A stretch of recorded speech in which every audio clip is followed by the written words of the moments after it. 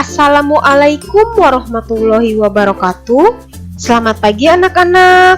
Bagaimana kabar kalian hari ini? Alhamdulillah semuanya masih pada sehat ya? Masih semangat belajar kan? Baiklah, kalau seperti itu, pada hari ini Ibu akan membahas 3 materi. Nah, untuk materinya pertama yaitu tentang pertumbuhan dan perkembangan hewan. Lebih tepatnya pada pertumbuhan dan perkembangan kelinci ya. Nah, pada pertemuan ini Ibu akan membacakan cerita yang berjudul Bermain Bersama Kelinci. Kalian bisa buka di halaman 91 buku tematiknya ya. Lalu Ibu akan membacakannya. Made senang sekali karena kelinci dari ayah sekarang sudah tumbuh besar. Kelinci itu diberi nama Rabbit. Rabbit tumbuh besar karena Made merawatnya dengan baik. Rabbit diberi makan, minum, dan vitamin. Kandangnya pun selalu dibersihkan. Sore itu, Made memanggil Rabbit. Rabbit datang dengan melompat-lompat.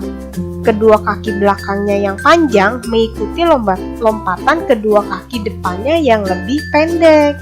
Kepalanya yang kecil dan kedua telinganya yang panjang ditegakkan. Rabbit senang melihat Made memberikan wortel. Wajahnya terlihat lucu. Hidungnya bergerak-gerak, membuat beberapa helai bulu kumisnya bergerak. Rabbit pun memakan wortel pemberian Made. Nah, dari cerita tersebut kita tahu bahwa Made memelihara seekor kelinci. Nah, di sini Ibu akan membahas tentang apa itu kelinci. Di sini ada gambar kartun kelincinya ya. Nah, di sini Ibu akan menjelaskan. Kelinci merupakan hewan yang berkembang biak dengan cara melahirkan. Kelinci kulitnya ditumbuhi oleh rambut. Kelinci bernapas dengan menggunakan paru-paru. Kelinci termasuk dalam golongan hewan pemakan tumbuhan, seperti sayuran.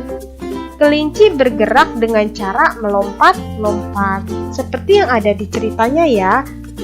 Di saat Made memanggil Rabbit, Rabbit datang dengan melompat-lompat, dan Rabbit pun suka memakan wortel. Nah, kelinci dapat tumbuh dengan baik karena faktor makanan, minuman, dan vitamin. Tak lupa juga kita harus membersihkan kandangnya. Nah, setelah kelinci, apa saja sih hewan yang berkembang biak dengan cara melahirkan? Ada beberapa contoh nih, Nak. Ibu akan kasih tahu ya, contoh hewan yang berkembang biak dengan cara melahirkan itu apa aja? Pasti kalian tahu. Ini ada hewan apa ini, Nak? Iya, hewan sapi. Lalu di sini ada kucing. Jadi kucing ini melahirkan. Lalu di sini ada kuda. Lalu ada ini ikan apa? Lumba-lumba. Dan ini ada ikan paus. Jadi hewan-hewan ini berkembang biak dengan cara melahirkan. Jadi bukan bertelur ya, mereka melahirkan. Seperti itu. Nah, setelah Bu Guru menjelaskan beberapa materi, Bu Guru mempunyai tugas. Tugasnya yaitu tolong kerjakan buku pendalaman tematik halaman 51. Bagian A saja. Jadi bagian B-nya tidak usah ya. Jangan lupa dikerjakan lalu dikumpulkan ya. Terima kasih.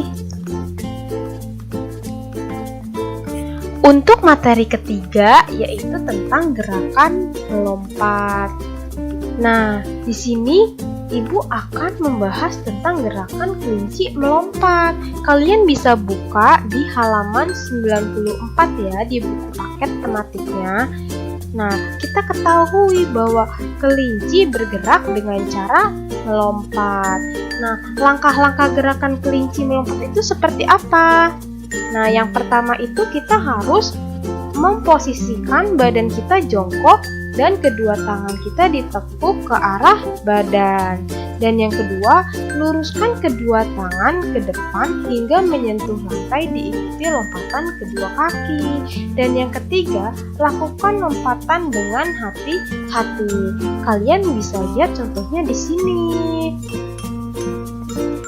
Untuk gerakannya, ibu akan melampirkan sebuah video. Jadi, ibu akan menyontohkan gerakannya ya.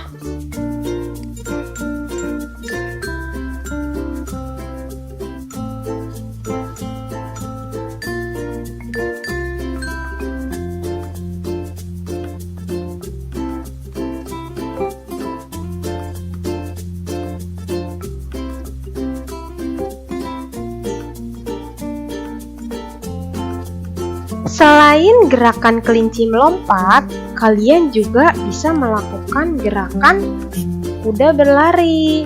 Nah, kuda ini memiliki ciri-ciri yang sama loh seperti kelinci. Salah satunya yaitu kuda berkembang biak dengan cara melahirkan dan tubuhnya ditumbuhi oleh rambut. Kuda juga bergerak dengan cara berlari. Nah, untuk langkah-langkahnya kalian bisa buka di halaman 94 ya. Nah, berarti kan kita sudah membahas dua gerakan tuh. Ada gerakan kelinci melompat dan gerakan kuda berlari. Dua gerakan tersebut bisa digabungkan dalam satu permainan, yaitu permainan lompat tali. Nah, langkah-langkahnya bisa kita lihat di halaman 94, yaitu pertama-tama kita harus menyiapkan tali karetnya sebagai rintangannya. Dan yang kedua, pilihlah dua orang yang bertugas memegang karet. Yang ketiga, beri tanda aba-aba. Kalian harus lari dan melompat. Setelah itu, setelah diberi aba-aba, kalian tinggal lari dan melompat. Dan yang kelima, tinggi karetnya bisa kalian atur sesuai dengan batas yang bisa kamu lompati. Nah, untuk contohnya seperti ini ya. Di awal-awal dari mulai paling bawah dulu, dari mulai siku lalu ke dada. Seperti ini cara bermain lompat tali dengan mengkombinasikan dua gerakan kelinci melompat dan gerakan kuda berlari. Nah, untuk tugasnya, ibu akan memberikan tugas membuat video gerakan kelinci melompat sesuai dengan kemampuan kamu. Nah, tugas ini dikumpulkan ya, jadi hanya membuat video gerakan kelinci saja. Oke? Semangat! Untuk materi yang ketiga, yaitu tentang menghargai perbedaan. Nah, sebelumnya kita sudah membahas tentang permainan lompat tali. Dari permainan lompat tali tersebut, kalian melihat ada perbedaan kemampuan tidak? Maksudnya apa? Nah, maksudnya itu, jadi saat bermain, kalian apakah melihat ada yang bisa melompat tinggi pinggang dan kepala, ada juga yang belum bisa melompat. Berarti kan terdapat perbedaan kemampuan. Nah, dengan perbedaan kemampuan tersebut, kita harus menghargai kemampuan teman kita. Nah, cara menghargainya itu bisa dengan cara mengajak berlatih bersama, memberi semangat, membantu dengan menurunkan tinggi talinya sehingga teman kita yang belum bisa melompat jadi bisa melompat. Jadi kalau kalian melihat ada teman kalian yang belum bisa melompat, kalian harus memberikan semangat. Jangan menertawai atau mengejek teman kalian. Nah, dengan sikap saling menghargai tersebut, maka kita dapat menjalin pertemanan kita dengan baik, sehingga menciptakan sebuah kerukunan. Selain itu juga Allah Subhanahu wa Ta'ala menyayangi anak yang suka menolong, menghargai sesama, dan saling menyayangi. Nah, sikap saling menolong sesama itu merupakan pengamalan dari sila ke-1 dari Pancasila yang bunyinya ketuhanan yang Maha Esa. Sedangkan sikap saling menghargai dan menyayangi teman itu termasuk dalam pengamalan sila kedua dari Pancasila. Nah, contoh dari sikap menolong sesama itu yang tadi. Misalnya kalian menurunkan tali setinggi yang teman kalian bisa lompat. Itu sama saja seperti menolong teman kalian. Seperti itu. Nah, untuk tugasnya, Ibu akan menyuruh kalian mengerjakan buku pendalaman tematik halaman 53, kegiatan 3 bagian A dan B. Nah, tugas ini dikumpulkan ya.